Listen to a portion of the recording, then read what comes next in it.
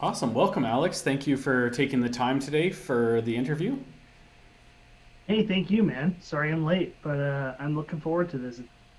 So, obviously, you're in a space where you would be heavily affected by what is going on, definitely a lot more than other technology related businesses. So far, how has the current situation affected you? Yeah, it's actually it has been a roller coaster.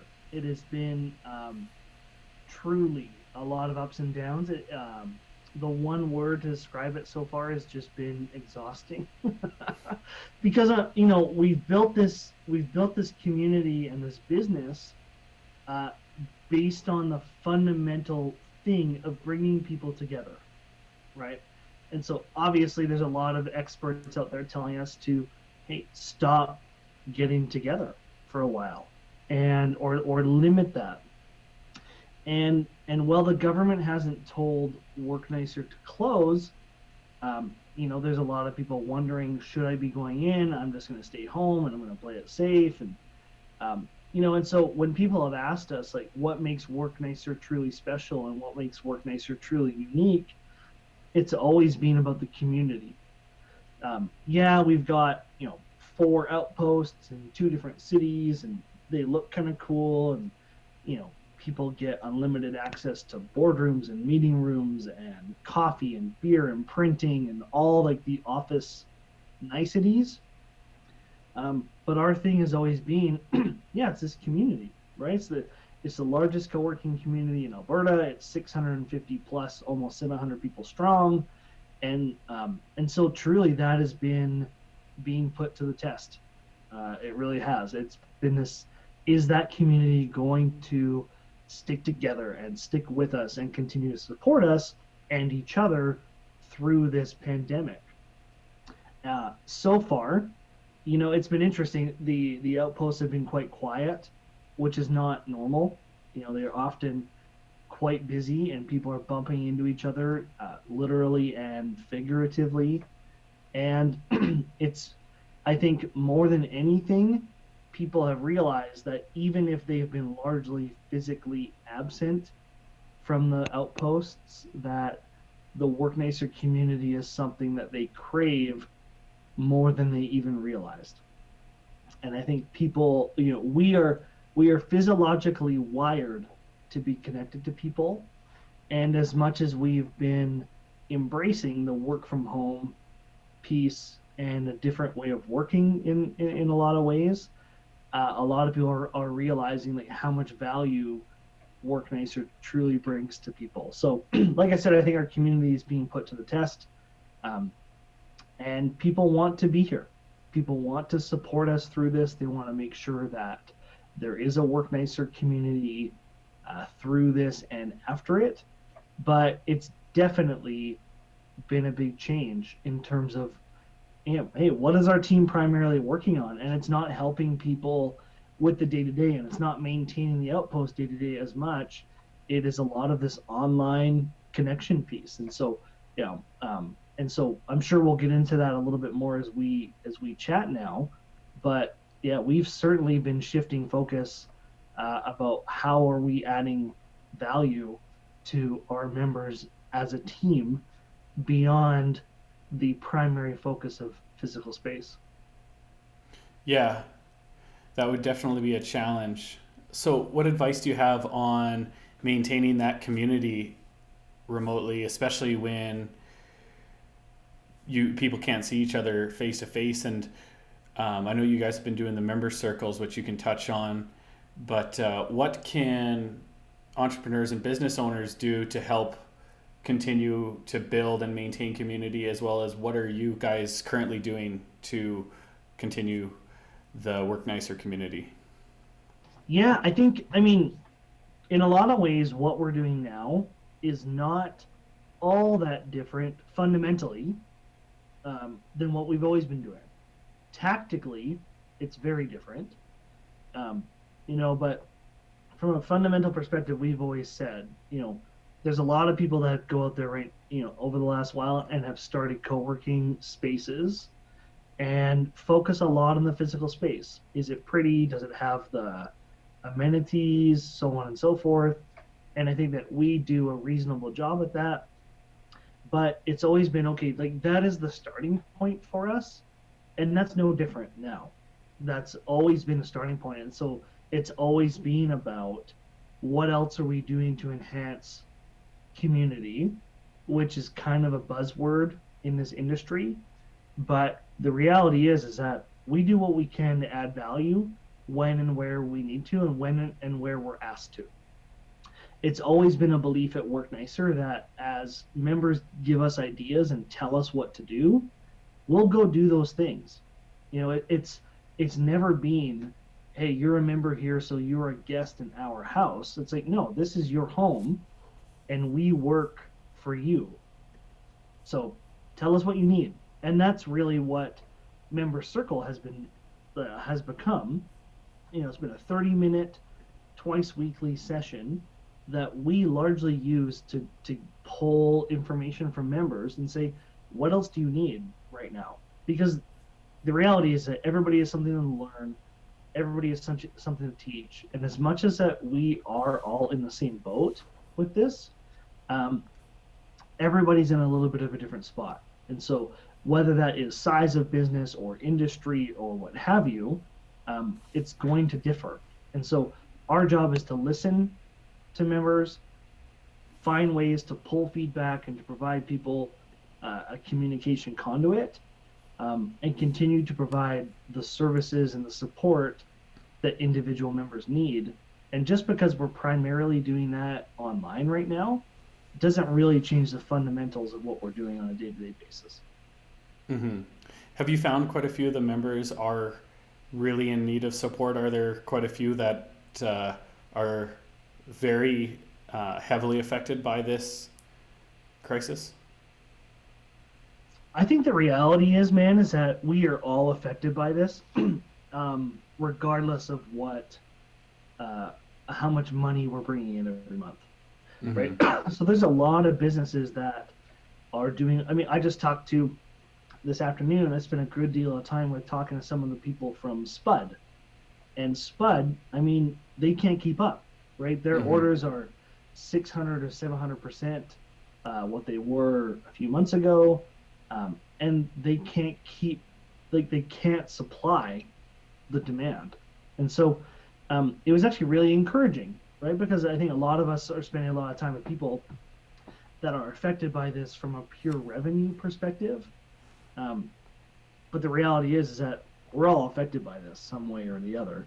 And as soon as you start looking at this not just from a business perspective, but from an individual human perspective, yeah, we are certainly affected, right? If you take a minute to stop and think about what is happening, it's like this is going to affect us in every way imaginable for quite a period of time, right? Not just economically or from a business or a revenue or a sales perspective.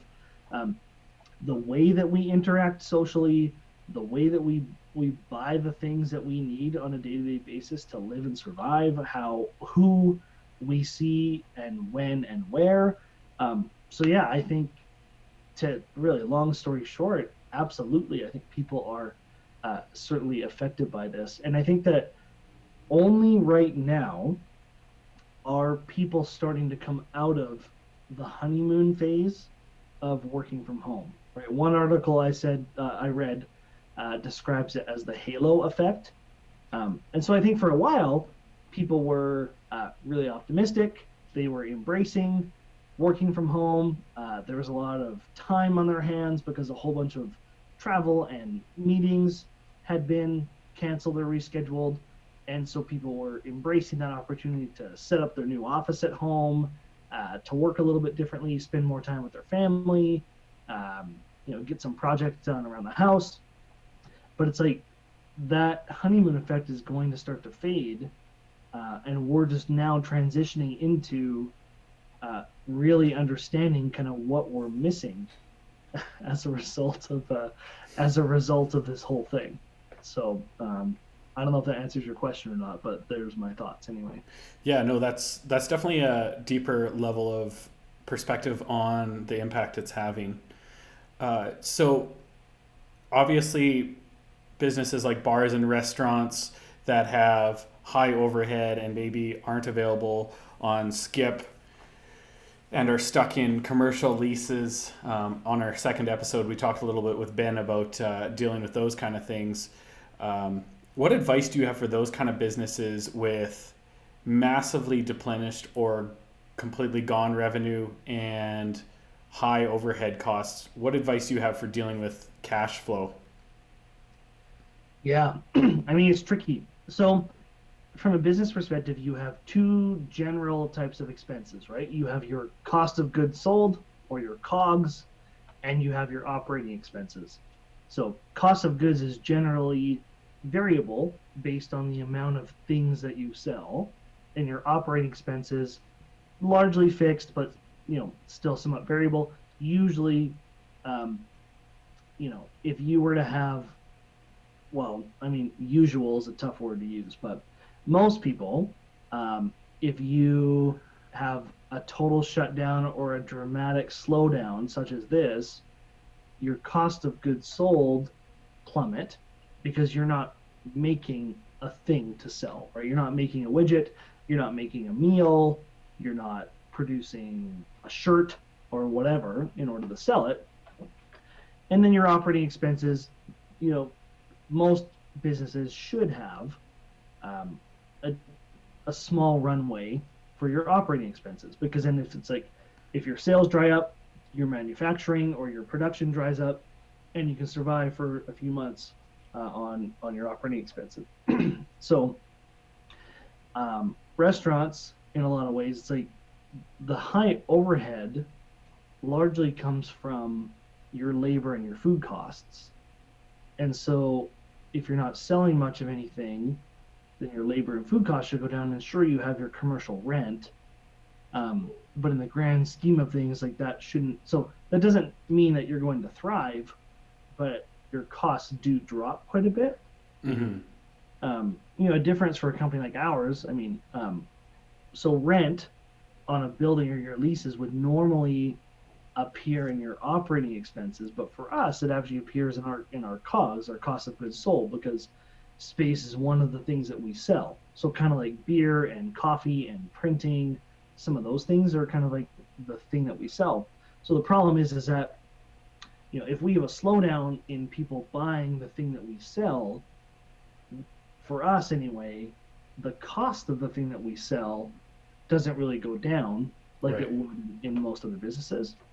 And so, I do believe that we're in a little bit of a unique position because, we have such a high cost of goods sold. And it's tough for us to curb that if people don't continue to stick with us. Mm-hmm. So what we have found anyway is that this again comes down to the community that we've built more than the thing that we sell. And so for the most part, again, people do want to stick with us and support us whenever they're able to. Lots of people have said that this is the last thing that they want to cut. But I think my advice to any business owner, with high overhead or not, the reality is that your only choice is to act. I think a lot of people right now are sitting and waiting to see what the government does, or how really. Well, actually, yeah, I guess what the government does, whether that's from a relief perspective or from a public health policy perspective. And I think if you are sitting and waiting, then you are a sitting duck, personally, because as much as I appreciate that these are crazy circumstances, and it wouldn't be easy for the government to navigate this, especially from an economic perspective. Whatever they are doing for small businesses, any business up to this point has been, it's been too slow, and it's, for us anyway, it has been impossible to make plans based on, and so we have no other option than to act and plan, like to plan on our own rather than sit and wait. And how is this any different than entrepreneurship at any time? And I think the reality is that there's a lot of people that have got into the entrepreneurship game over the last number of years because it seemed to be kind of cool and kind of fun. You get to be your own boss. But the reality is that like this game of entrepreneurship is the game of solving problems. And Mm-hmm. so far, this has been one of the biggest problems that we have been faced with trying to solve on a massive scale. And so, I'm not saying it's easy, and I'm not saying that we deserve it or any of that stuff. But the thing is like this is it. Like this is the game. Like figure out the problem in front of you and the strategy to move on. And I'm not saying everyone can do it. I'm not saying that we can do it or whatever. But I think it's like, what else? Like there's no other option. And so you can either choose to be defined by COVID, or you can choose to define who you are through it. Mm-hmm. Yeah, we've tried to make some quick pivots and started offering professional webinar services and offering video that's more heavily reliant on stock footage and After Effects and transitions and stuff like that instead of doing the live filming for businesses. And that's been helpful, but definitely for some businesses, it's a lot more difficult to pivot than others. It is. I think it's like this is extremely, extremely hard. And I don't know if I guess one piece of advice I guess is like, so we as a team uh, read a short book called The Dip by Very Seth familiar. Godin. Yeah, and I think that this is a very great example of that. Know when to quit, and just because it's hard doesn't mean it's the right time to quit. And the time of opportunity comes after extreme pain. Mm-hmm. And I believe that for the right kind of businesses that and the right kind of teams that are experiencing extreme pain right now, there's immense opportunity after this. But that doesn't mean that everyone's going to make it. Yeah, for sure. So in the last 2 months of going through this, what do you think is the most beneficial thing that you've learned? Oh man, I think us staying true to values and our guiding principles is the biggest thing. We've continued to purely focus on trying to add value whenever we can, act quickly, even if it's not, even if we don't bat 1,000 or get it totally right, and communicate with total transparency. So I think that we've tried to communicate extensively with our members and often. We've even changed our website, like our homepage, to be a totally new page, which is a central resource for members. All of our member communications go there and are public for anybody to see. We put all the events that are running there.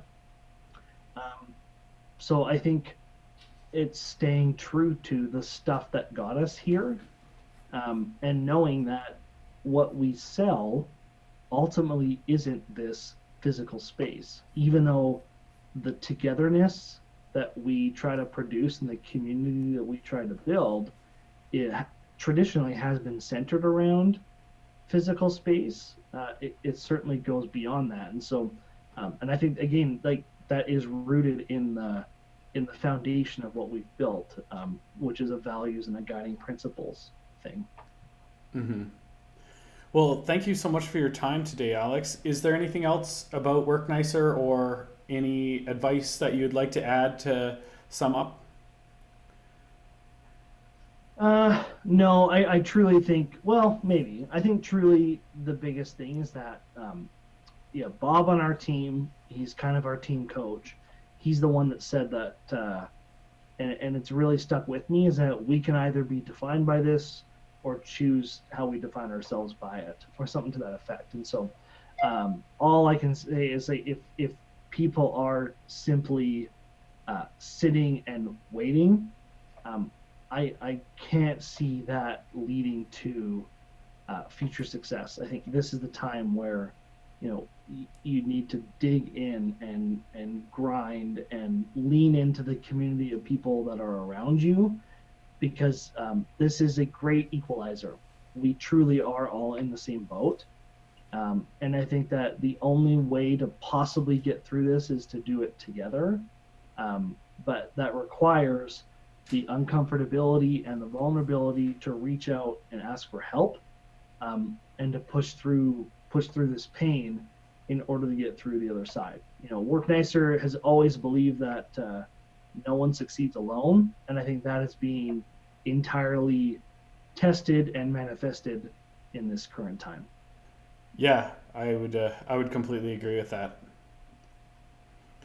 Awesome. Thank you so much, Alex. I really appreciate you taking the time, and hopefully I'll see you in person here one of these days. Yeah, agreed, man. Looking forward to it. Thank you so much. All right, talk to you later. You bet. See ya.